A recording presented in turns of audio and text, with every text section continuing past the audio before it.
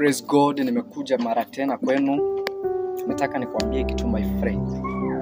Kuwa na wakati ya kuombea maisha yako, ndugu yangu, dadangu, mamangu, baba yangu. You know, maisha mengine ambayo tunapitia si mapenzi ya Mungu. Mungu hakutaka tuyapitie. Kumbuka tu jana ulikuwa na duka yako nzuri, jana ulikuwa unafanya kila kitu kinaenda sawa, jana ulikuwa unafanya project zako, Mungu anazibariki. Lakini mbona sasa badala ya kupanda juu umeshuka chini na bado unaendelea kusema ni mapenzi ya Mungu anataka ikuwe hivyo? Mungu hakwangi hivyo. The Bible says Mungu alituma kwa ajili atufanikishe na kutuinua, kwa sababu Biblia inasema anamtoa mtu kwa mavumbi anamweka juu kwenye kiti cha ufalme. Tofauti, Biblia haijasema Mungu anatoa mtu kwenye kiti cha ufalme anamweka mavumbini, anasema anamtoa mavumbini anamweka kwenye kiti cha ufalme. So kama ulikuwa na milioni moja, Mungu anakuongeza zingine milioni 5.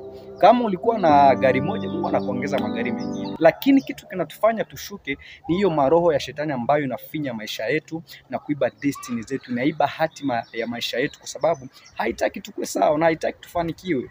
Endaye nataka nikwambie tu kitu, ukiangalia kila kitu nakifanya hakiendelei sawa na hakiko sawa, jua kuwa hapo kuna maroho za shetani ambazo zinapigana na wewe na ambazo zinataka ziharibu maisha yako. Sasa wewe kitu ambacho utafaa kufanya, kuwa na wakati ya kuomba Mungu sana, ufanye maombi sana ambayo itakusaidia kwa maisha yako, na utaangalia vile Mungu atakusaidia, kwa sababu Biblia inasema kazi ya shetani ni kuiba, kuharibu na kubomoa, na shetani anatuibanga hiyo kitu ya maombi, kwa sababu anajua maombi ndio silaha inapigana naye. Sasa kama wewe ni Mkristo ambaye uko na knowledge na maarifa, unafaa kujua kama maombi ni silaha yangu ya kumpiganisha shetani juu maisha yangu ifaulu. Na hapo ninakuambia ukipatia wakati ya kuombea maisha yako itakuwa sawa na Mungu atakubariki, kwa sababu maombi inafanya ukaribu ya mwanadamu na Mungu. Thank you so much.